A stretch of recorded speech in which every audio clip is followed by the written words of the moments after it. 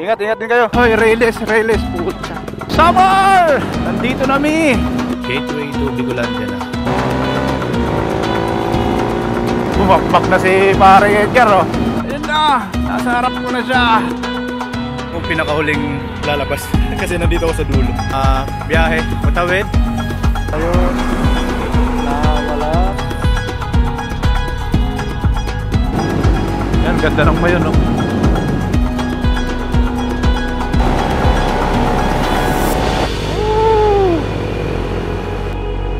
Tulay. Nakakamiss talaga mag-ride dito, oh. May nagmamadali ako. Tapos na ng barko. Ito na nga, take off na ako dito sa Lipa, Batangas. At itong ride ko ay papunta Samar. Ayan, so hahatid pa ako ng aking dalawang Repa Pips sa Alaminos. Ayan, kanina pang alas 6 ng gabi naghintay sa akin itong mga to dito sa Shell. So nintay nila ako para ano daw, hatid. Hatid nila ako sa Alaminos. Doon na kami maghiwa-hiwalay. Si Pops Ryan papuntang Santo Tomas. Tapos si Parang Edgar ay pabalik dito sa Lipa. Ayan, ang suporta ng mga tropa. So ang oras dito ay 9:39. Tapos ang estimated time na ano ko dun sa Matnog ay 12 hours. Pero magdedepende pa sa aking takbo at pahinga. Yeah, saya sana kung kasama tong dalawang to hanggang summer eh. You know, Snipey at Z4 sa Kalam, nakasando lang. Magdadasal ko lang ngayon na sana ay maging masaya ang biyahe, walang aberya, tuloy-tuloy. Kung ganito lang kaganda kalsada hanggang dun sa ano, ay sana mas mabilis ang takbo eh. Kaso mamaya sa Quezon, maraming ano dun, mga lubak-lubak na daan. Kung ganito lang sa ano, mami-maintain lang ganitong takbo. Kahit ganito, maintain 80 hanggang 120, pwede na. Mamaya boring na yung takbuhan ko pagka ano, humiwalay na itong dalawang to. Pero ayos lang. Alright, dito na kami sa Alaminos. Siya, paano? Ingat din kayo. Tagis next week, Friday, next week. Inuman tayo sa bahay. So ngayon, solo flight na. Di ko kabisado ang daan. Hinay-hinay na lang tayo. Yun, oh, aso ka agad, oh. Plano ko ay ano ka agad, Tagkawayan na ako, mistap. Ay ano pala, welcome to Bicolandia na ako huminto. Dahil sa gabi nga itong biyahe ko hanggang ano, hanggang Bicol, jab na lang ng ano, putik pusa ka agad, oh. Nakatambay sa gitna. Woo! Oh Lord. So magiging ano ko nito para hindi mo ano yung memory ng camera, eh pa-jab na lang ang ano ko. Update na lang ako bawat bayan na madadaanan ko. Hindi ko pwedeng ibabad to kasi ilan lang ang battery ko. Eh malayo-layo pa tong biyahe ko. 12 hours, 500 kilometers ang tatakbuhin ko pa. So kailangan kong tipirin na aking battery. So ito, ang bandang unahan nito ay San Pablo, Laguna na. So tapos update ako ulit sa ano, sa Lucena, Chaong, Pagbilao, yan na lang mga update ko na mga lugar na dadaanan. So ito ay ano na, Chaong na to. Hindi ko lang sure kung next ba nito ay Lucena. Hindi ko lang alam pagkasunod-sunod itong mga lugar sa Chaong. Sa Pagbilao, Lopez, yun. O bukas doon ako aabutin na ng init ng panahon sa Samar na.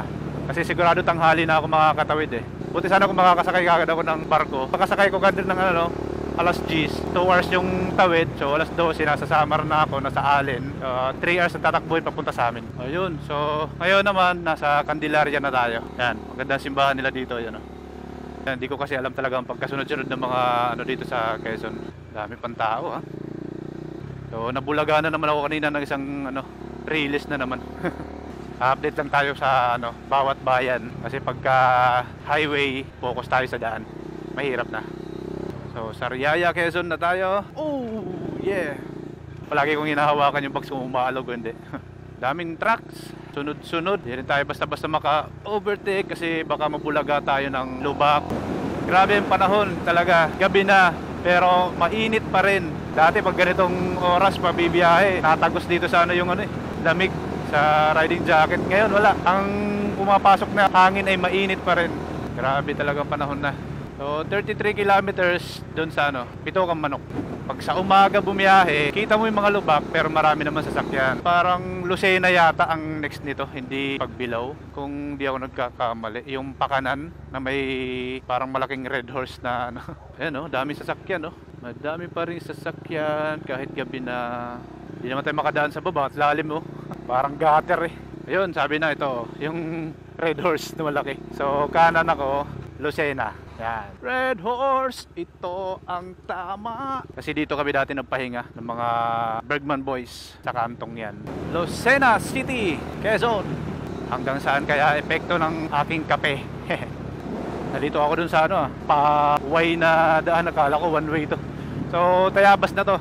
Patayabas naman ang ano natin, dinadaanan. Yung kanan pala ay proper ng Lucena. Dati nung bumiyahe ako from Samar hanggang Batangas, NMAX gamit ko nun. Nung dumaan ako dito, umuulan, may baha. Hindi ko lang alam kung saan parte yun sa baha. So inilusong ko si NMAX.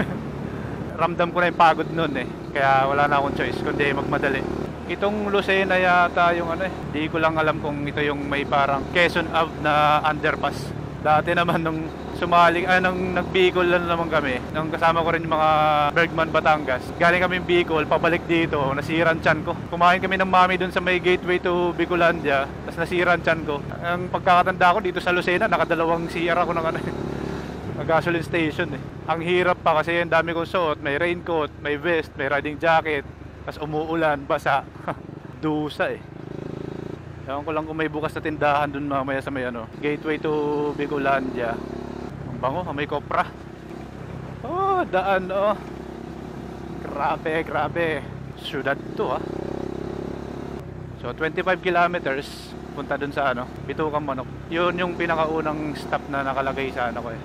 4 na stops lang ang nilagay ko. Bitucang Manok, gateway to Bicolandia, Tagkawayan, Petron, and then Port of Matnug na. Yun lang nilagay kong Pero baka may tumigil din ako sa ibang lugar sa Albay. Basta somewhere in Bicol. O yan, ito nga sinasabi kong underpass na parang sa Quezon Avenue. Sa QC.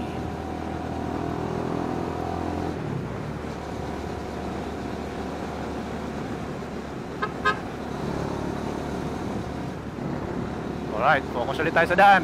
Update ulit mamaya. Alright, so nasa Pagbilao na tayo. Meron din magandang simbahan dito eh. Marami pa rin sasakyan, men. Hanggang saan kaya itong mga sasakyan na to? So 19 kilometers, Bitucang Manok. So may 1 oras na tayong tumatakbo. Nakakaramdam lang ng konting gutom pero ayos pa rin. Kayang tiisin ng gutom. Hirap na, baka masiraan na naman ang tiyan. Alala ko dati, nag-vehicle ride kami mga Bergman Batangas. Dito pa lang, na-traffic na kami nun. Pagbilao hanggang Lopez, na-traffic. Ang biyahe namin nun dapat ay siguro ay maximum na ay dapat 8 hours lang. Inabot kami ng 13 hours yata yun. Ganun kami katagal na traffic. Ayan, ito yung simbahan na sinasabi kong maganda. Dito sa Pagbilao. I Heart Pagbilao. Kaso walang ilaw. Yan, maganda simbahan na yan. Lord, guide me Lord. Makipot lang talaga tong daan nila dito eh. Kaya pag nagsunod-sunod ang wala kang lulusutan. So next ay Atimunan na. Doon na yung sa may Bitucang Manok na yun. 15 kilometers simula dito.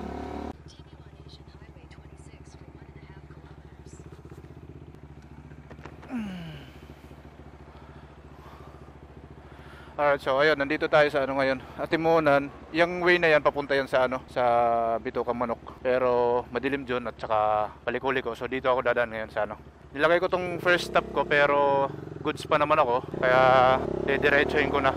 So sa map ngayon, orange itong dadaanan. Ewan ko lang kung bakit. Siguro dahil sa mabagal ngang magiging takbo dito, gawa ng zigzag din to. Pero hindi katulad dun sa taas na malala. Tsaka talaga doon yung kalsada. Pangit, tsaka madilim. Medyo malayo ng konti ito dito. Yung mga sasakyan doon dumaan. So dito tayo. Yan, ganyan kaliwanag ang ating ilaw. Pero kawawa naman natin kasalubong, kaya pagtsagaan natin yung low light lang. Yan, kaya siguro naging orange kasi maraming trucks na may nahihirapan umakyat. Dati mas pinili din namin dumaan dito kaysa dun sa taas. Nung galing ako sa Samar dati, doon ako doon ako dumaan. Wala naman makita. Diba? Tingnan mo daan yan. Ewan ko lang kung nakikita sa camera pero para ka nasa moon. Umpisa pa lang to. May mga mas malala pa dyan. Pag sa pabalik siguro doon ako dadaan sa taas. Sa Bitucang Manok mismo. Nakabalandra. Oh, lalim. Oh, tika. Mga truck naghihingal Right, okay pa ang ating takbak sa likod. Nakakapako pa. Taas din to Mataas. Overlooking view sa baba. pero baka hindi makita sa camera natin. Butit maliwanag ang ating ilaw na TDD double lamp na kinabit ni Pops Ryan Works. Yan, mga truck naghihingalo. Mahina signal dito, nawawala ang signal ko. Google Map. Sa pagpabalik ko, baka yung smart na gamitin kong cellphone. Pag globe, maraming spot ang mahina signal. So sa hihintuan ko mamaya, doon ko i-check ang mga itong motor, kung may mga lumuluwag na tornilyo o kung ano man. At papahinga ng konti, stretching. Wala na naman akong signal. Ayun, bumalik.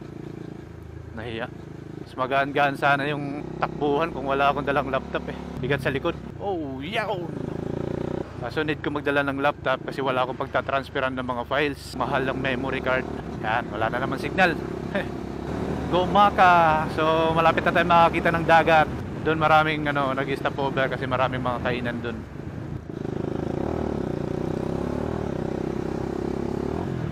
Suko siya sa ilaw natin Marami na rin zigzag dito. Ito lang din ang pag bumiyaya ng gabi, disadvantage kapag salubong mo yung mga matataas ang ilaw. Maano pa naman ng mata natin, mabilis tayo masilaw. Kaya wala tayong magagawa kundi mag chill ride lang. Pag may pagkakataon lang na pwede mabilis. Yan na. Yun na, nasa moon na naman tayo. Sharp curve daw. So high beam tayo.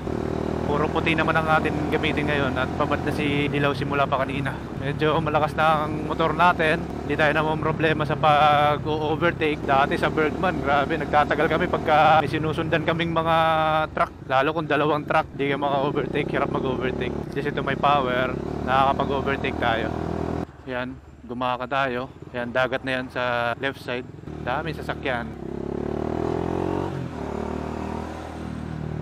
Overtake lang tayo para hindi tayo masyadong magtagal. Ito yung sinasabi ko, maraming nag-stop over kasi maraming kainan dyan. Hindi lang makita yung dagat kasi madilim. Kalahati na rin yung battery ng ating camera. Hindi lang natin sure kung aabot hanggang sa gateway ng Bicolandia. 16 kilometers to Gumaka Bypass Road. Okay, 16 kilometers pa yung sinasabi ko kaninang bypass road. Yun yata yung ginaanan niya dati, Repa Edgar. Kaya ito sinasabi kong tabing dagat na maraming karinderya, maraming nag-i-stop over. So 3.8 kilometers, doon na ako pinapadaan sa Gumaka Bypass Road. Gumaka, Quezon. Yan, dami dito nagpapalipas oras. Makain. Madami kang pagpipilian dyan. Pwede rin tumambay din sa tabing dagat. 12:15 na. So ano na tayo? Ayan, dito ako lumipad dati. Yan, yung release na to, hindi ko nakita. Buti hindi bumengkong yung mags ng NMAX ko dati. Diyan ako lumipad. At buti hindi ako natumba. Uy, korbada pala. Sorry. Pinapakain tayo ng alikabok. Bumibelo kasi yung bus. 60 kilometers ang next natin. Doon yata ako magpapahinga. Sana lang may bukas na tindahan. Ayun, so 2 hours tayo tumatakbo. Halos 200 kilometers na rin yata ang natin. Kasi kanina, Timonan, 145 kilometers yun simula dun sa Alaminos. So baka halos 200 na nga tayo. Dami sasakyan. Alas 12 na ng gabi. Talagang harabas magmaneho itong isa. St. Martha Lines. Delikadong tabihan. So pagka ganyan, distansyahan natin. Defensive driving tayo dapat. Ewan ko lang sa bypass road din ang daan ng mga to. Yan, 800 meters na lang papasok na ng bypass road 700 meters. Grabe sakyan dami. Ano ba naman yun? Yan, ito yung bypass road na first time natin dadaanan. So wala tayong magagawa kundi sundin si Google Map. Baka dito ay bihira ang mga sakyan talaga. Pero di ko lang din sure kung mas mapapalayo ba dito or mas malapit. Or basta iwas lang siguro to dun sa bayan. Basta dito tayo pinadaan, dito tayo dumaan. Basta wala lang lubak, nabubulaga sa atin, ayos lang. Dito dumaan si paring Edgar dati. Kaya naghihintay kami ni Pops Ryan dun sa baba. Di na kami nadaanan ni paring Edgar kasi dito pala siya dumaan sa taas. Sharp curve pa pala. Babaran natin ang camera dito kasi wala masyadong mga sasakyan. Hirap na. Taas na lugar to. Okay, Corbada. Woo! Kapag overshoot. Wala kang katahaw-tahaw dito, pre. Yun, may sasakyan. pag sa ganitong lugar hinold up ka, wala kang magagawa. Eh mga nakakatakot to, may mga nakahintong motor. Dalawang lalaki, may dalang babae. Nagaganap na ano, kababalagan. Yan lang, di ko masyadong makita kung pakaliwa or pakanan yung dadaanan. Hirap naman tumingin lang sa cellphone. Sharp curve na hindi natin alam ang dulo. 7 kilometers pa. Ewan ko kung yung haba ng tong ano, bypass road na to, or 7 kilometers yung paliko. Op, di ko makita. Dan. Chill na lang tayo, chill. Yan, katulad dyan, di ko makita yung ano, lilikuan. Yan, sasakyan. May pa ilan-ilan din gumagamit ng bypass. Mahirap tumingin sa cellphone. Baka dumire-diretso tayo, bangin pala eh, no? So, malapit na siguro tayo sa main road. Kikita ko na, 2.4 kilometers. So, pababa na tayo simula dito sa mataas na lugar na to. Matagal-tagal tong video na gagawin ko. Matagal ang edit nito. 1.2 kilometers. Main road na. Ayan, Petron 1 kilometer. Pero hindi pa tayo dyan mapapagas. Doon tayo sa ano, Tagkawayan. 47 kilometers na lang naman eh. So kasi yan. Uy, may bus na dumadaan, no? Cubao. Yan ang Petron. Main road na yan. So kanan tayo. So yan ang iniwasan natin. Hoy, Railes, putya. Ayan, oh, madami na namang truck. Sila din kaya itong mga iniwasan ko kanina. Ayos naman, napabilis ng konti ang takbo natin. Pero yun lang, nakakatakot. Walang kabahayan.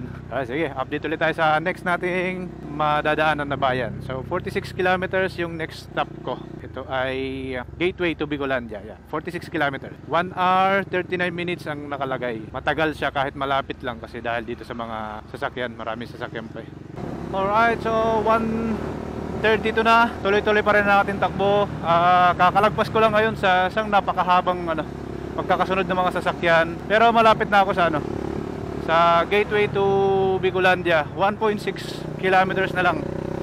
Ayan, may energy pa naman tayo. So ano lang talaga, nagtatagal lang biyahe natin dahil sa ano, sa maraming sasakyan. Ang siguro may isang oras ako ng takbo ay ano lang, 50-70 sa dami ng ano, sasakyan, mga haba. So at least malapit na tayo, makapagpahinga na tayo. 1.1 kilometers na lang, makapagpahinga na. Konting bakbak na lang to. At baboundary na tayo sa Kabikulan. Ayan, 800 meters. Sana hindi nagloko ang aking camera kasi mali ang napindot ko kanina. Imbis na patayin ko ay nilong press kong record, tapos may lumabas, ewan ko ano yun. Ayusin ko mamaya pagdating dito kasi ano naman na. Papalit na rin ako ng battery. 170 meters. Yun na! Yan. Dito na tayo sa gateway to Bicolandia. So, pahinga muna tayo dito tapos pipicture. Alright, yan, gateway to Bicolandia. Babalandra lang natin dito tapos picture tayo. Ayan, Camarines Norte Province. Haggard kayo ah. 3 oras pa lang biyahe. So, merienda muna. Pahinga muna. Gatorade tsaka Skyflex. Hindi ako kakain ng mga ano, mabigat na pagkain, baka sira tiyan ko. So nandito na pala ako sa ano. Balik na rin ko camera. Yan. Tadam! Kita kaya? Yan. Gateway to Bicolandia na. So papasok na ako ng Bicol. Yan. Kalawag Bicol boundary na to. Camarines Norte na pagpasok dyan. Yan. So dito lang ako sa Kubo. Pahinga muna. Batit maraming bukas na mga tindahan. Yan. Matagal lang biyahe dito kasi ano, dami ng kasabayan nga mga sasakyan. So after ko pahinga dito, ano na ako, 38 kilometers lang yata, Tagkawayan, Quezon. Doon ako magpapagas. So matindi nga lang ang lubak dun sa daan na papunta dun. Pero dun ako magpapagas kahit kalahati pa yung ano ko, gasolina ko. Tapos tingnan ko lang kung hanggang saan ang kaya kong dire-diretsong takbuhin. Hanggang dito simula kanina dun sa ano, 3 oras mahigit akong tumakbo eh. So Tingnan ko lang. Di ko pala na-check kung ilang kilometers na lang simula dito hanggang Matnog. So check ko mamaya. So sige, merienda muna ako tapos update ko mamaya pagtatakbo na ulit ako. So nakapasok na tayo ng Bicolandia. So dito sa 30 minutes pupuntang Tagkawayan. Doon ako ulit hihinto para magpagas. Tapos after noon, wala naman akong nakalagay pang ibang stop kundi Matnog Port na. Nakalagay kanina simula dito ay 331 kilometers. Parang yung tinakbo ko rin pupunta dito simula doon sa may Alaminos kanina sa Lipa. Kung diretsuhin kaya naman eh. Masakit lang itong balikat ko dahil sa laptop. Kung dadating ako doon ng mga alas 8, edi mga 10 hours ko siyang natakbo simula Batangas hanggang sa Matnog. Pero magdidepende pa rin to dito talaga sa kasi marami talaga sasakyan. Marami akong kasabihin mga sasakyan. Tapos ganito pa mga kalsada. Minsan napapatigil ka sa sa isang side na matagal kasi pauunahin muna yung mga sa kabilang side. Pero ito talaga madugo dito. Itong papuntang Tagkawayan ngayon. Ops, mali. Dapat doon ako. Kasi papuntang ito, Dait. Mali. Dito dapat. Yan, dito tayo. Kasi doon, pa Dait yon, maganda ang daan doon. Pero puro naman kurbada, puro paliko-liko. Doon kami dumaan dati. Halos 2 oras, banking lang kami ng banking. Nakakahilo din, tsaka mapapalayo ka. Malayo yung na yun. Ito dito mabilis, malapit lang. Kaso nga lang yun, matindi lang ang lubak. Kaya kailangan ako dito, matanglawin. Lang naman siya, 27 kilometers lang. Tapos ang gas ko ay may 4 bars pa ako. Pero papagas na ako, pupuno ko na ulit, pupultang ko na ulit. At baka sakaling abot na hanggang Matnog. Kasi dito 300 plus kilometers din yata or 200 plus mga ganun. Ang nabawas lang ay 4 bars din. So kalahati. So pag nagpa-full tank ako sa Tagkawayan, aray ko, abot na nga siguro hanggang Matnog. Hindi ka lang talaga pwede magmabilis dito. Kaya shout out sa mga LGU ng Tagkawayan. Ang ganda ng kalsada nyo, para nasa moon. Yan, may mga inaayos naman pakonti-konti, pero sa sobrang tagal na ng panahon na ganito ang kalsada dito, hindi maayos-ayos lahat. So alam na. Otet medyo lumamig-lamig na rin ng konti. Kanina sobrang init eh. Nung galing ako sa Samar dati, dito ako sa Tagkawayan nagkape noon. Yun ang isa sa pinakamatinding ride na ginawa ko dati. Mula Samar hanggang Batangas na ride. At tag-ulan noon. So sa Samar pa lang, pag-alis ko pa lang doon, siguro mga wala pang 30 kilometers ang natatakbo ko, umulan na, napasa na ako. So hanggang sa nakatawid ako dito ng Bicol, ulan pa rin ng ulan, ilang beses ako huminto, napakahirap nung ride kong yun, pero nakaya naman. Nagtagal ako nun dahil sa ulan, simula Matnog lang hanggang Batangas, 18 hours na dahil sa ulan. Imbis na 12 hours lang sana ang pinakamatagal eh, umabot pa ng 18 hours. Yun na, lubak-lubak. So 600 meters na lang at doon na tayo sa sa Petron. Diyan kami palagi nagpapagas pagka dumadaan kami dito. 140 meters. Yan, dito.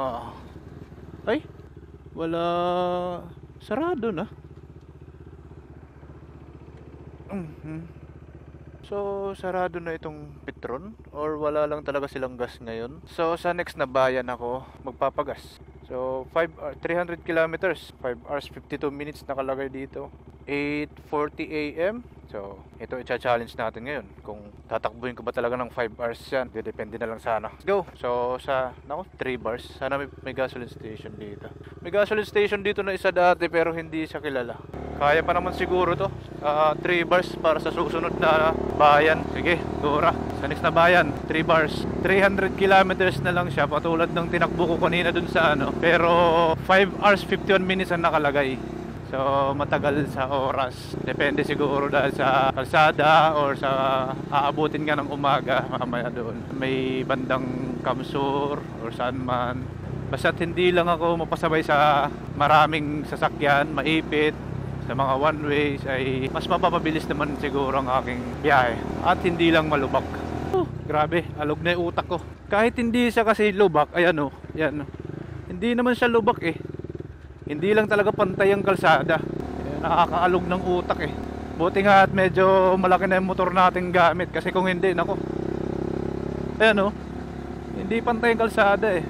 Kung katulad pa rin dati yung gamit ko yung scooter na Bergman, Diyos ko po, talagang alog ang utak. Dito butit malaki na ang motor, saka maganda ang play ng suspension. Ayan ito, mga naayos na rin nila yung ibang parts. Pero ayan, marami pa rin talagang sirang kalsada, tsaka hindi pantay-pantay, hindi pa na-i-espalto. Yan no. Sa simula dun sa ano, bago pa man yung arko ng Tagkawayan, simula dun sa boundary, ganito na talagang ano nyo, 20 plus kilometers na takbo na puro ganito. Alright, so wala nang 2 kilometro, Ragay na. Kanina pa naalog yung utak ko kasi kalsada dito parang ano din, parang dun sa Tagkawayan.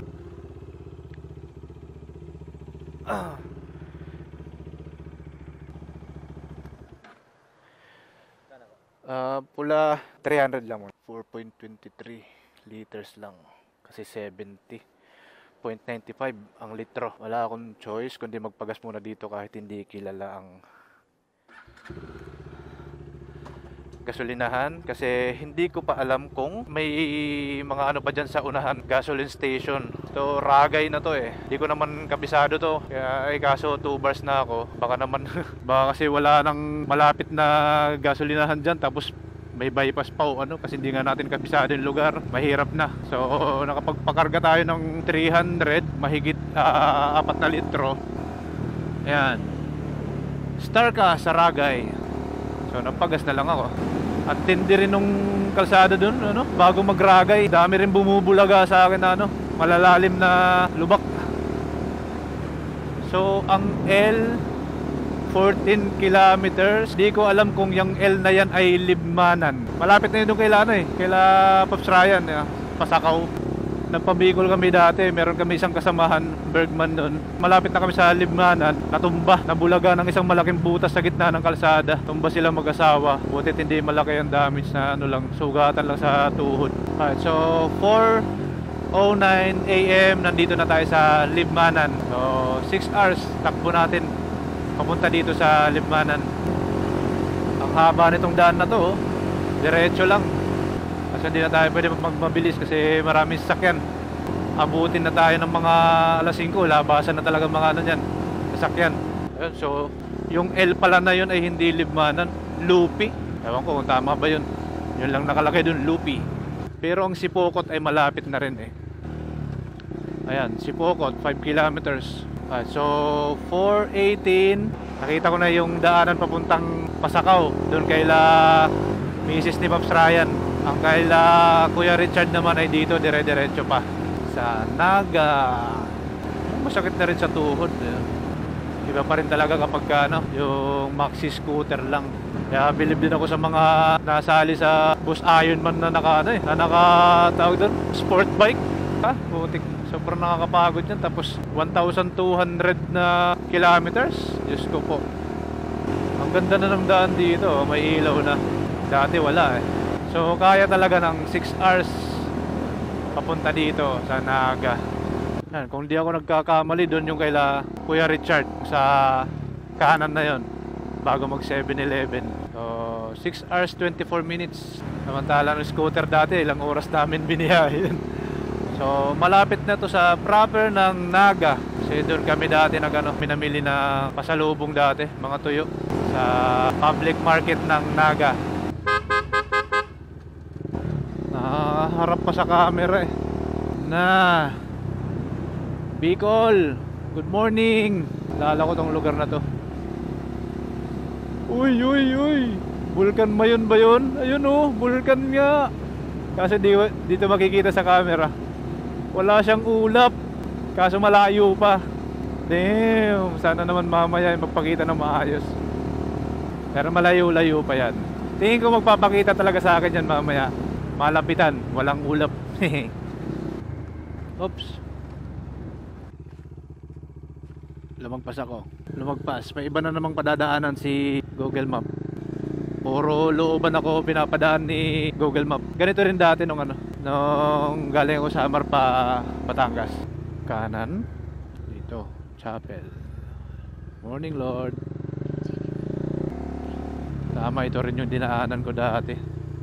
Ayun yung bulkan oh. Doon oh, sarap, ganda. Di nga lang ako pwede huminto dito at nakakahiya, maingay yung motor. Naaaliw ako dun sa bulkan eh. First time magpakita sa akin eh. Dito lang ako makapag-concentrate dun sa dinadaanan ko. 500 meters. Lapit na akong lumabas. Sana ay highway ito na meron akong pwedeng pagpahingahan. Diyos ko, sakit na talaga ng tuhod ko. Alas 5 na. Ito, main road na ba to? Kanan. Kaso parang wala pa ring. Aba, 48 kilometers lang nga. Hahanap na ko tayo, magpapahingahan ko talaga. Ayun yung bulkan no. Tuloy-tuloy yung biyahe ko. Tumigil na muna ako dito sa tabi kasi wala akong mapagpahingahan. Pero nakita ko yung ano yung bulkan Mayon oh. Ayan, napakita na siya walang ano. Pero sobrang layo ko pa. Nandito ako sa Naga. Sa Albay kasi malapit yan no. Pero tumigil lang ako kasi na meron akong napasukan yung Balatan Road. Tapos puro ano, mga looban. So dito muna ako tumigil kasi masakit na tuhod ko. Yan oh, ganda ng ano oh.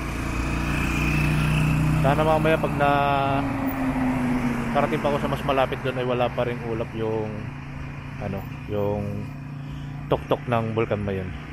Okay. So naghahanap ako ng ano, pwedeng matambayan. Dito ako dati nag ano kumain. Hahanap ako ng Petron. Hanapin ko kaya dito sa ano, Google Map. Kasi ang mahal ng ano sa Shell. Yan. Ha? Layo ah. Ha, diretso na lang tayo. Ang mahal ng sa gasolina sa Shell. Ayun na siya, Bulkan Mayon. Yan o. Ay, sa wakas nagpakita ka rin sa akin. Sarap. Kakapawi ng pagod. Ganda yan mamaya pagka ano, sa may Kamalig. Lumiwanag na pero wala pa rin ako makitang mapagpapahingahan ko. Nakailang hinto na rin ako para magpicture. Nakita ko na kasi yung ano, arko ng Kamsur. So bumalik ako para magpicture ulit doon. So tutuloy-tuloy ng aking biyahe. Okay lang, sige. Nawala naman na yung sakit na tuhod ko nung nakita ko yung Bulkan Mayon. So palubat na itong camera ko. Hinahanap ko na lang talaga yung Petron na pwede kong pagpakargahan ng gasolina. Medyo malamig-lamig na dito. Parang nawala ang pagod ko Ano na lang din 157 kilometers. Pwede ko na nga rektahin. Kawawa naman din si Doming, di pa nakakapagpahinga. Ayun, Petron. Ay, sarado din. Ba't sarado ang mga Petron? LP Fuel, sarado din. Napakaganda ng spot men. Kailangan ko yatang huminto Ganda naman ni Mayon. Pakita ka rin sa wakas. Yun ganda. Alright, huminto na naman ako. Kanina pa ako pahinto-hinto kasi hindi ko mapigilan ang magandang view. Yun. Sa camera medyo malayo lang siya at di pa masyadong kita. Ayan. Yan. Pero napakaganda niya talaga sa personal. Ganda ng ano dito sa rice field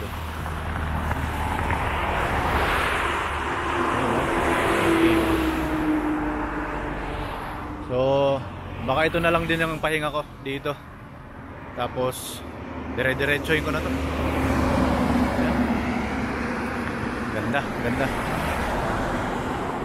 Hindi ko lang alam kung may madadaanan pa ako mas malapit pa doon. Pag meron pa akong madaanan mas malapit pa doon, ihinto ako ulit. Alright, sige. Lalarga na ulit ako. Ito na ang nakatagal sa aking biyahe. Pahinto-hinto para mag-video at picture. Pero ito na din naman nung naging pahinga ko. So pwede na ako magdire-diretso kapag nakapagpagas na ako. Kaya-kaya na to, 153 kilometers. 153 kilometers, nakalagay 2 hours 55 minutes, halos 3 hours. Pero kung dire-diretsohin ko, kaya yan, hindi yan naabot ng 3 hours. So hindi lang ako abutin ng traffic, okay lang to. Basta pagas na lang. Masaya na ako at napakita na si Mayon. Pero yun yung nakailang balik kami dati dito, 3 beses kami ano, tapos tag-iilang araw, tigka-3 araw.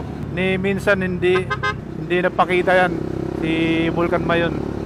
Pinuntahan pa namin mismo yan dun sa ano mismo sa paanan yan sa Mayon Skyline, pero hindi pa rin napakita. Ngayon lang talaga. So, okay na. Sulit ng biyahe.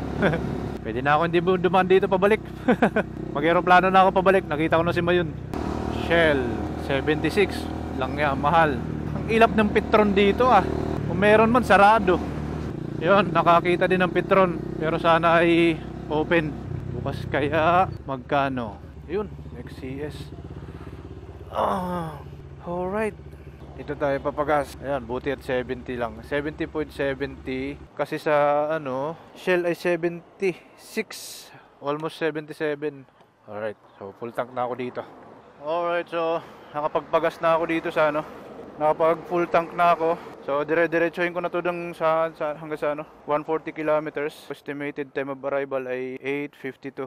Nagloko itong ano, hindi gumana ang charger ko. Butit naisipan kong dali ng power bank. Kung hindi, wala ako ngayong ano, pag nag-lowbat, wala akong map. So buti na lang talaga. Pag napadaan ako na magandang view nitong si Mayon, baka isang picture pa ako tapos dire-diretso na talaga sa ano, Matnog. Ang aking gas ay 800 plus 596. Tingnan natin kung hanggang saan naaabot itong ano na to, 139 kilometers. Makakatawid na ng Samar itong full tank ko na to. Di na lang sure kung makakarating pa ng Katbalogan. Sa ano na rin ako kakain, sa Matnog na. Kasi baka kung dito pa ako kumain, matraffic na mamaya, abutin pa ako ng init ng panahon. At ang battery ng aking camera ay last na. Nagpalit ako ngayon, so last na ang next. Titipirin ko ang battery ng aking camera at baka hindi umabot ng Samar. Ito na yung pinakamalapit na view ng Vulcan Mayon na walang nakaharang na ulap. Ay, ano, ganda. Yan, putik, napakaganda oh. Wow! Sulit na sulit talaga ang biyahe. Nagpakita talaga siya. Yun oh. Wow. Woo! Ganda. Sabi ko kanina, hindi na ako hihinto, pero mukhang hindi ko mapipigilan, hihinto pa rin ako. Dito, hahanap lang ako magandang pwesto. Hindi pwedeng hindi ako mag-picture dyan. Yun, dun. Hindi pwedeng hindi ako mag-picture dyan. Ayun na. Nasa harap ko na siya. Si Mayon. Suabing suabe. Yan. So last ko na talagang stop to. Alright. Sulit na talaga. Paulit-ulit na ako. Alright, sige. Bye-bye Mayon. Sa pagbalik ko na lang ulit. Ayos. So masasakto ngang alas 9 ang dating ko dun. Talagang nawili na ako picture at video kay Mayon. So this is it. Dire-diretso na talaga ng Matnog. At masyado na nagtatagal ang aking biyahe. So ngayon, concentrate na ako sa aking way papuntang Matnog. Dito na tayo sa Bangkingan City. Magandang daan dito oh. Suabe simula pa kanina. May mga twisties siya pero walang lubak. So ayos lang magbabangking ng konti. Yan, suabe ang kalsada eh. So nakalagay dito 98 kilometers na lang. 98 kilometers at saktong 9 ang dating. Kanina 8. Dahil sa nawili tayo mag picture at video kay Mayon. Isang oras ang naano sa atin, nawala. Pero ayos lang, sulit naman. So pasursugon na ito. Kanina parang nasa 37 kilometers Sursugon. So lapit-lapit na. Ang Matnog ang dulo. Yan, tuwid na daan. Makipaglaro ng Mio mga taga dito oh. Sabi bumangking lapit na maubos ang ating energy, pero malapit na rin naman na tayo. 9 hours na tayong tumatakbo. Yun, ganda oh. Ganda dagat. Lapit-lapit na. 71 kilometers. Okay, straight.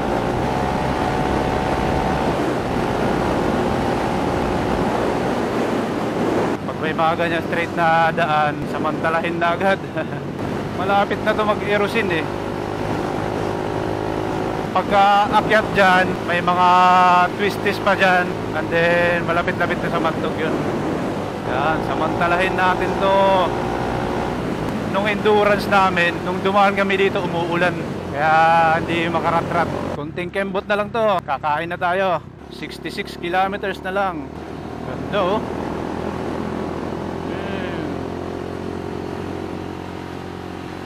Ganda na talaga ng daan dito. Ayun, dagat. Kita na ulit natin yung dagat. 7:57 na. Buti at hindi pa mainit. Lapit-lapit na tayo. 45 kilometers na lang. Bago na naman tong daan para sa ano ko. Hindi pa ako nakakadaan dito. Ibang daan na naman to. Bawas na tayo ng 1 bar.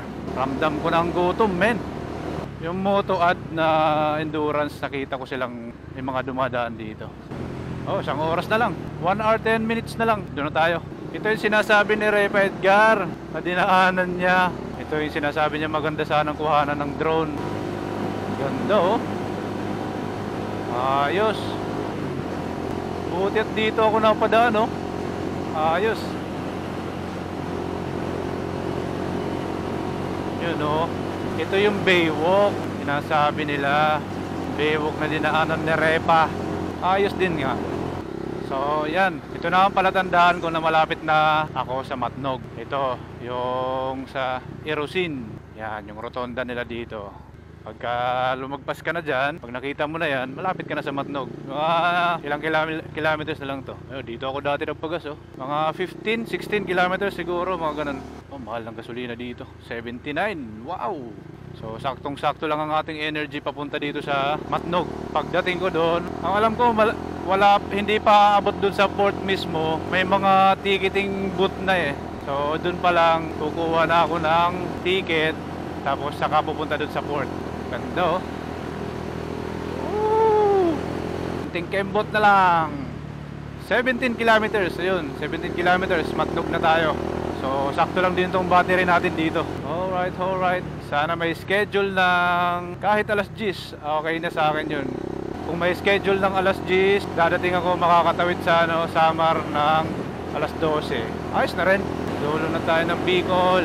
May mga ilang twisties pa rin dito. Kasi nung endurance namin, may mga mamimitik ditong pwesto eh. Tapos meron dun sa bandang pababa, sobrang sharp curve. Doon kami napitikan dati. Pero di ko napaabutin dun yung itong camera kasi baka maubusan na. So doon na lang talaga ako sa malapit na mismo sa port.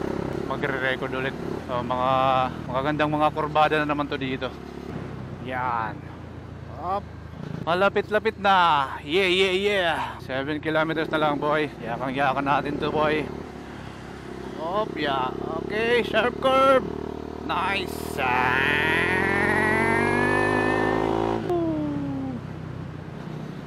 Tingin sa exit. Yeah ba? Kala mo nasa truck eh. Ito, libreng truck. Yun. Dito may namimitik dati nung endurance namin dyan yun sa waiting shed na yan. Kasi daming nag-overshoot dito. Pababa din kasi. 4.7 kilometers. So, teka, dapat pala may matira akong battery dito para makuhanan ko pa yung pagkuha ko ng ticket. Alright, so 2.1 kilometers na lang, Matnog na. Pero alam ko, bago mag-port ay may mga booth na nagano ng mga ticket. Kanina nga doon, may nalagpasan na ako isa. Eh kaso nandun naman sila sa kurbada. Paano makakatigil doon? Tatanong muna ako kung anong oras yung mga next na biyahe. Sana naman may ay alas 10. Kasi alas 8 pa lang eh. Or much better kung mayroong alas 9. 250 meters na lang. Sa Matnog na tayo. So 8:37 ang dating natin. Mas napaga tayo. Kasi dapat alas 10. Ang estimated time of arrival natin alas 10. Pero mas napaga tayo. So yan. May mga booth na dito. Dito na ba? Dito kuha ticket. Ano oras na kuha niyo? Alas 9, meda? Pinasi rin, one stop shop. Tapos nakabulagan usa. Sige, salamat. Anong barko nakuha niyo? Santa Clara? Alas 9. Abot pa kaya ako? So yung tumatawag kanina, hindi pala ticketing booth yun. So nakahiwalay pa pala. May dito na may ibibigay doon na papel. Parang ewan ko kung anong number do, ticketing number. Ano ba yun? Nakalagay sa kanila doon, one stop shop. Tapos may nakahiwalay na ibibigay. Ano kaya yun? Saan na yun? Malayo pa. Maaga pa sana eh. May alas 9 daw eh. Aabot siya. Di na ako aabot. Ang layo pa naman. Oh, ilang kilometro din to eh. Kalokohan naman oh. Dominar? Ito na lang ang ibibigay mo sa window 1. Ah, okay. Ito di na kailangan doon. Ah, salamat. So, yun. Number dito. Tapos doon ang pagkuha ng ticket. Pero ibig sabihin, hindi yun one-stop shop. Okay. Grabe lang ng mukha ko. Dito na ako sa ano. Sa... Matnog. Sobrang init. Walang aircon. 8:30 ako dumating dito sa Matnog. Pero ang masasakyan ko ay pang ano na. Pang alas 12. Dapat aabot ako sa pang alas 9 eh. Kaso palpak yung ano nila dun eh. Yung sa office. Nagpabalik-balik pa ako dun sa pagkuha ng queuing number. Magkahiwalay pa. Kuha ng queuing number tsaka dun sa mga tickets. Pabalik-balik ako. So hindi tuloy ako nakasakay ng pang 9 AM. Sayang. So, masasakyan ko ay pang 12 na. Ayun, hindi ko na lang kikwento kasi nakaka-bad trip lang. So, yun. Ito na lang muna yung pagkain ko simula gagabi. Biroka. Tsaka cup noodles. Yan na lang muna ako. Naglobat ako dun sa ano eh. Sa habang nag-aayos ako ng mga papeles. Sayang, dun namatay yung camera ko. Di na tuloy nakuhanan yung pag sikaso ko ng mga papers. Sayang. Pero di bali, meron naman ako. May kopya ako dito. Mamaya papakita ko. Kakain lang muna ako. Daming binabayaran. Okay. Kain muna ako at baka bigla akong tawagin. Baka pwede pa isingit ang motor. Ciao. Ha? Wala. Okay na ganito? Pwede na ba akong umakyat? Di na siya ilalak, no? Ganyan lang siya. Yan. Pwede na 20. Okay lang yan. Okay. Ang init. Yun. Saan banda yung aircon? Yun. Alright. Nakasakay din. Pero ako pa lang nakasakay. Ako pinakauna nakasakay. Kasi tinanong ko lang kung pwede na sumakay yung motor. Ayun. Pinapasok na ako. So ako pinakauna nandito. Ang problema yung mamaya, ako pinakahuling lalabas. Kasi nandito ako sa dulo. Yan, pakita lang natin view. Yan. Yung sa kabila puno na oh. Pero hindi pa umaalis. Pero ano yan eh, cargo. So hindi yan yung passenger. So walang ano yan, walang canteen. Mga ano lang talaga yan, mga truck lang. Yan, tatawid lang tayo ng mamaya. 2 oras ang biyahe, patawid. Pero alas 12 pa yata alis doon, nililinis pa lang yung loob eh. Doon nakapila pa ibang bus tsaka mga sasakyan. Tutulog muna ako habang wala pang mga tao. Wala pa akong tulog. Ayun, sige. Update ako mamaya pag ano, nakatawid na. Yan, so magmanifesto muna. Lista lang, pangalan. Ayan, at last dumaong din. Halos 1 oras ang nasayang, nakaparada lang dun sa dagat, nakatigil lang. Hindi dumaong, wala namang ibang barko. Sayang ang oras. 1 oras, alas 2 nandito na eh. Ayan mga motor, may mga tali pa. So, paunahin muna tong mga sasakyan. Dahil patsyo. Unahin muna lahat yan at kami ay huli. Sana lang nandyan lahat ng mga driver ng mga yan para makalabas agad. Alright, so ayan. Larga na ulit. Okay na? Thank you. So, yun. Labas na ng barko. And then bakbak na papuntang Atbalogan kasi baka abutin na ako ng dilim. Nakastuck lang dito tong ano, barko. Dan kanina pa doon na sa dagat. Halos 1 oras nandun lang, sayang ang oras. Sayang na sayang lang ang oras dito. Daming nasayang na oras. Sa Matnog ay imbis na alas 9 ako makakalis dapat, naging alas 12. Tapos dito, imbis na alas 2, nandyan na. Hindi pa dumaong. So, inabot na ng alas 3. Kung makakaratrat ngayon, raratrat na lang ako. Para lang hindi abutin ng gabi. Larga. Sige. So, from dito hanggang Calbayog ay 1 hour 24 minutes nakalagay. Sa amin, siguro mga ganon din, 1 hour din kasi 70 kilometers nakalagay eh. Pero pipilitin natin na hindi na umabot ng 3 oras. Ito yung mga kasabayan ko sa ano, itong naka-NMAX. Hindi ko natanong kung saan sila. Oh, may camera na. Yan, may dagat. So ito puro gilid lang din ng dagat ang daan dito. Huwag ka lang uulan. ito kahit papano ay kabisado pa rin natin ang daan. Summer! Nandito na mi. Mamaya ligo lang, idlip konti, tapos inom na. Layas na kagad. Ilang araw lang ako dito eh. Para sulit bawat oras. Inaayos pa lang tulay dito. Sayang naman. Sa bagay, nung huling uwi ko talagang inaayos na rin yan.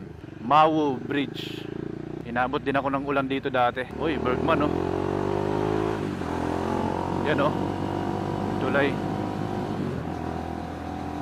Mas mamaya meron pa isang tulay dun sa ano, Gandara. Di ko lang alam kung yung pa rin or may bago ng tulay. Kasi parang balita ko dati nasira yun eh. Ayan, dito sa amin oh. Puro dagat pa rin. Napapaligiran ng dagat. Sayang, di nakasama ang aking mga Repa Pips na mahihilig sa dagat. Yan. Oh. Di na kailangan lumayo kung gusto maligo sa dagat. Malupalo. Yan. Dito na tayo sa barangay Malupalo. Daming vlog, parang resort ah. Uhuy. Lapit-lapit na tayo sa Calbayog. Nakakamiss talaga mag-ride dito oh. O yan, Calbayog ay 23 minutes na lang. Sana ganito lang talaga kaganda ang daan hanggang Catbalogan. Para at least nakakatakbo tayo mas mabilis-bilis.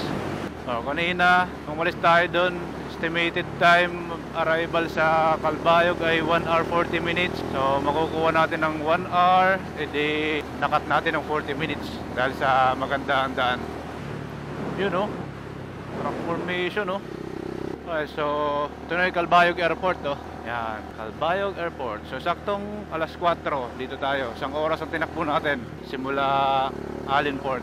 So ang next na ano nito ay Catbalogan City. Yun na ang next na city sa amin na. Oh, sarap sana ng Jollibee oh. Kaso mamadali na ako. Kahit ang aking battery ay nanganganib na. So baka sa Catbalogan ko na ito ano. Sayang naman kung hindi ko makukuhanan yung destination na pupuntahan ko talaga. So ito na naman. Next naman na nitong Calbayog ay Catbalogan City na. So doon ko na ilalaan ng battery nitong aking action cam. Okay, so dito na tayo sa Gandara. Ang next ay 30 kilometers na lang, Catbalogan. Wala na ba yung tulay dito? Dito na daan. So hindi na dadaan doon. Doon yata yung tulay dati. Ay oo, kasi yan, bridge under repair. Tingin tayo baka may kakilala tayong pauwi ng Catbalogan. Sasakay na natin. 2 bars na lang ako. Kayang-kaya na. Catbalogan, 30 kilometers. Ayan yung labasan ng dating ano dyan, tulay. Ayan, ayos. At gumanda ulit ang panahon dito. Kanina kasi maulan doon. Basa ang kalsada. Ang piyas ang tinanggap ng helmet ko sa mga sasakyan. At least ngayon maganda ulit ang panahon. Thank you Lord sa safe na naging biyahe ko papunta dito sa Samar simula Batangas. Yes. Sakop na rin naman na to ng ano, Catbalogan. Kasi pagka doon ko pa i-welcome yung Catbalogan sa mismong ano, alam ko sira-sira ang kalsada doon sa may Buorak eh. So mas okay yung dito na. At least maganda pang tama ng araw. At maganda pa ang kalsada. Kukuhanan ko na rin yung ano doon, yung I Heart Catbalogan na nakalagay doon. Tapos doon ako hihinto sa Kapitolyo para mag-picture. So ito ang 8th Infantry Battalion ng Army. At buti talaga at hindi ako ginabi. Kasi kanina dun sa Allen, sa port, nakalagay dun ay halos 4 hours daw ang tatakbuhin papunta dito. 3 hours 45 minutes yata yun. O yan, 5:22 nandito na tayo sa Catbalogan. Pwede na sana ako dumaan dito sa diversion eh, kaso kailangan ko magpagas. Ayan no, 1 bar na. At nakarating na nga tayo dito sa ating destination, ang Catbalogan City, Samar. Ito ang aming Kapitolyo at ang napakaganda naming parke na sobrang laki na ng pinagbago na kung tawagin ay Imelda Park. Hindi na kinaya ng ating battery kaya hindi na natin nakuhanan yung Welcome to Catbalogan na marker at ang mismong pagpasok natin dito sa proper ng Catbalogan. Pero ganun pa man ay napapasalamat ako sa nasa itaas at hindi niya tayo pinabayaan sa ating buong biyahe at nakarating tayo dito ng ligtas at masaya. At kung umabot man kayo sa parting ito ay napapasalamat ako sa inyo sa pagsama nyo sa aking naging adventure simula Batangas hanggang dito sa Samar. Maraming salamat po at kita-kits ulit po tayo sa susunod na video na gagawin ko. Ingat po tayo lagi lahat and God bless.